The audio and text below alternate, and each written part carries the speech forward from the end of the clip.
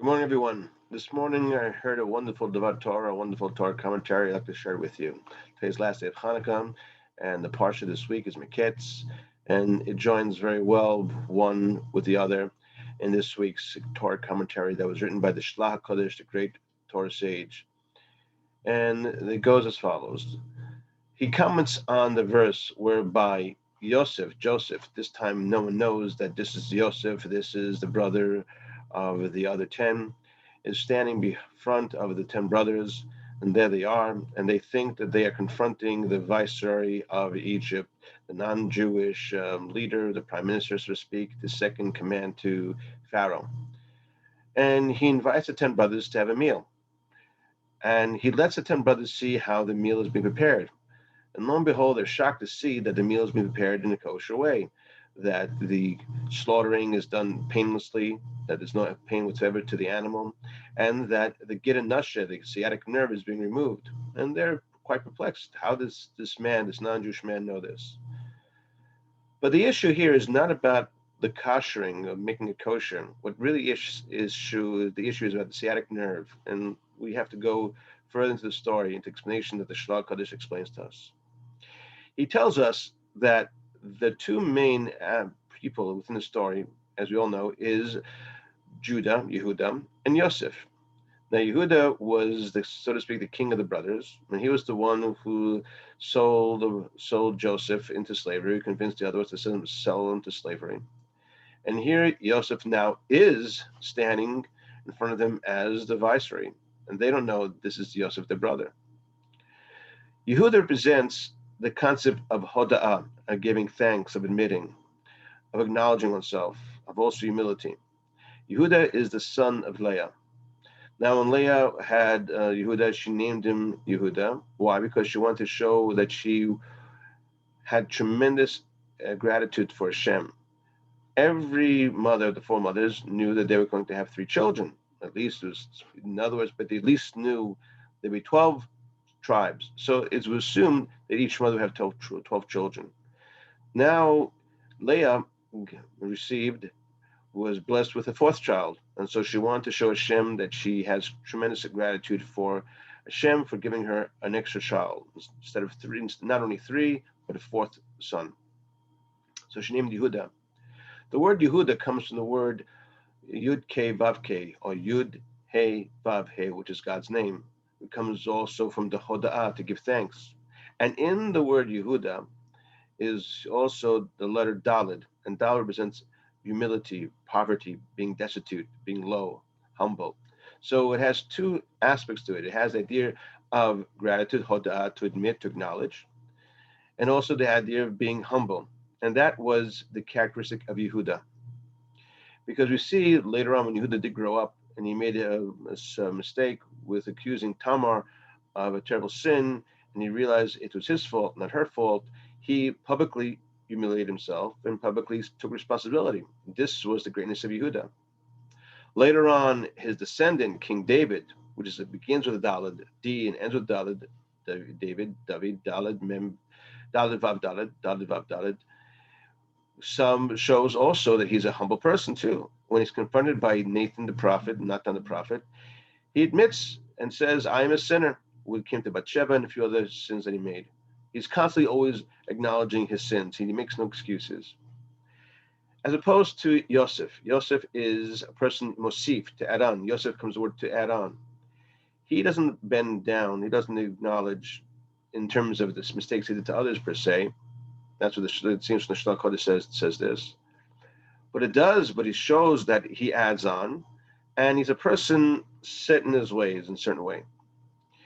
Now, Yosef is also a person who had descendants whereby one of them was Yavam ben Nevat, who came from the tribe of from the tribes of sons of Yosef, and he made the kingdom of Israel. There's two kingdoms, kingdom of Israel and kingdom of Judah.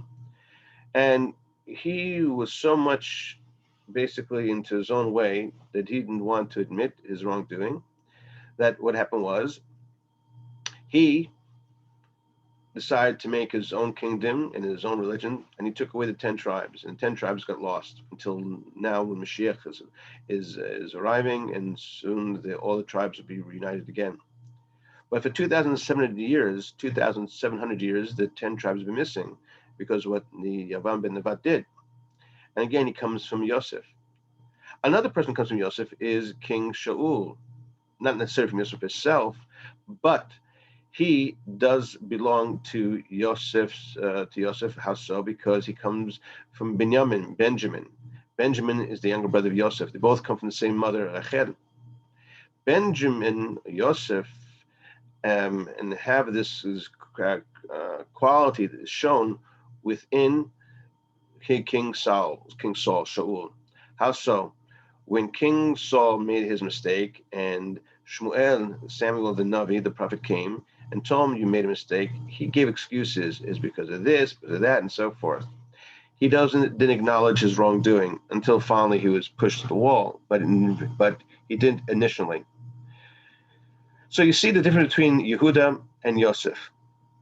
Now, Yehuda also represents the idea of doing the mitzvah, doing the commandment, that it has to be done, and has to be done even the person doesn't want to do it, because it's the right thing to do, more so because Hashem said so. Example, who wants to get up in the morning every single day, early in the morning, and put on tefillin and daven and so forth? But you do it because Hashem said so. So even though you may not like to do it, you do it because you know this is what Hashem's will wants. The other hand, learning Torah. Torah is really very enjoyable. It's pleasurable. You go from one page to the next. You learn Zohar, and you learn Midrash, and you learn Halakha, and so forth, the Gemara, and all other parts of the oral law, and the Chumash, the written law, and you learn many different things, and it's always exciting. So that you learn because you want to learn, not because Hashem said so per se. Of course, some people may want to, like a child, they will be forced to go to school. They don't want to go to school. They don't want to learn. But those who are later on grow up, what they want to do, they want to learn. So you have, again, two different personalities, two different ways of looking at divine service. One because you have to do it, one because you want to do it, one because you're inspired to do it, and the other because it's your obligation to do it.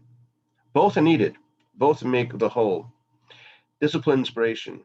It's like a person, like a husband and wife. A man may love his wife in terms of obligation. He commits to her. He writes in the ketubah, the contract, what he has to do for her, and vice versa, what she has to do for him. But there are also times you want to have inspiration, just love out to emotionally love, not because you're forced to do it, so to speak. You have to do it because of obligation, but you have to have both. Both sustain the other. Discipline and inspiration come together. So the idea now you have of the sciatic nerve is the presentation of really telling us who started this conflict, so to speak, between the way of Joseph, and the way of Yehuda. And that goes back to Yaakov Avinu, to Jacob. The night when Jacob was fighting the angel of Esav, the evil Esav, he was fighting the evil angel. And at the end of the night, the sciatic nerve, the hip bone, was dislocated. And to remember that incident, we don't have the sciatic nerve. Now, the Gita Nasha tells us the Kaf Yerech, because in the word Yerech is also means base, as in the Hanukkah candles, the menorah itself. The candles comes from a base. So it tells us the following, that there was dislocation between the body and the heart, the body and the mind, the body and the soul. That would happen that night. So there was two different ways of looking at it. And that was dislocation, that was separation between the way of Yosef and the way of Yehuda. That was the result. One is the body, one is the mind, one is the, so to speak, the discipline, and one is the inspiration. Two ways of serving Hashem. And what happened was, this is represented what the Yaakov Avinu did or what happened to him. Now, furthermore, what the angel did to Yaakov Avinu by making separation, he caused that inner fight within every single person. Should I do it, not do it, because it's the right thing to do it, because I want to do it, because I'm obligated to do it, and so forth. I want to do it because I want to do it. I want to do it because I have to do it. That is the voice we all have. Well, I don't want to give charity because I have to. I want to give charity because I want to give charity, or just vice versa. Should I only give charity because I want to? What happens if I don't want to? So I will give charity because I have to. And again, you need to have both discipline and inspiration together. So the Shlal Kodesh tells us that you have again the Kaf Yerech. Kaf itself, if you turn it around, the letters Kaf comes to Pach, which is pitch, which is the cask from flask. And that's how related to Hanukkah. How so? Because the Maccabim, Yehuda Maccabee and his brothers didn't have to find only a cask of pure oil. They could use any type of oil in the Beit Hamikdash, in the Holy Temple area, because there's no halacha if saying you have to use only pure oil, especially that situation. They made a makeshift menorah. But because they had such meshurat nefesh means giving of their soul, such dedication, such inspiration, that and such also the idea of obligation will do no matter what it takes, because we're obligated to do it and we want to do it. So therefore, according to the Midrash, they went and they found the pach katanim, the special pitchers that Yaakov Avinu centuries early had put away, which is in their oil. And does it mean they really found it, or maybe it's found inside their own spiritual self? It makes no difference per se. What it does, we learn from this, is the point is when one gives himself of herself with inspiration and dedication, inspiration and discipline together, then one has the combination of both of Yosef and also of Yehuda, combining both to add on into inspiration and Yehuda to be humble. Connection to both, and to admit and to always go from level to higher level by changing oneself to become finally to the light of the Pach Hashem, of the oil that's inside the container. And all of us have that oil, and all of us have that burning desire to serve Hashem, and we also need the discipline to serve Hashem. And that was the incredible and is incredible insight of the Shlal Kodesh, especially for now, the last day of Hanukkah, which is the day of miracles, because now we're in the 8th day. And as we learn from the Maharal, that 7 represents nature, because there's 7 sides to everything, meaning what? North, south, east, west, up and down, and the atom itself, the energy itself, but that's limited. That was the Greek philosophy of seeing the beauty and the philosophy within the material world. And then comes the Jewish aspect, this 8th. That's to come, that Jewish child is circumcised on the 8th day, because that's mi'ala teva, above nature. And that's the light of Hanukkah. The light of Hanukkah was supposed to be lit for only one day. That's all they found, oil for only one day. But it turned out to be a full 8 days, because Hashem showed when you give it all, you're above it all. When you give it your all, you are great.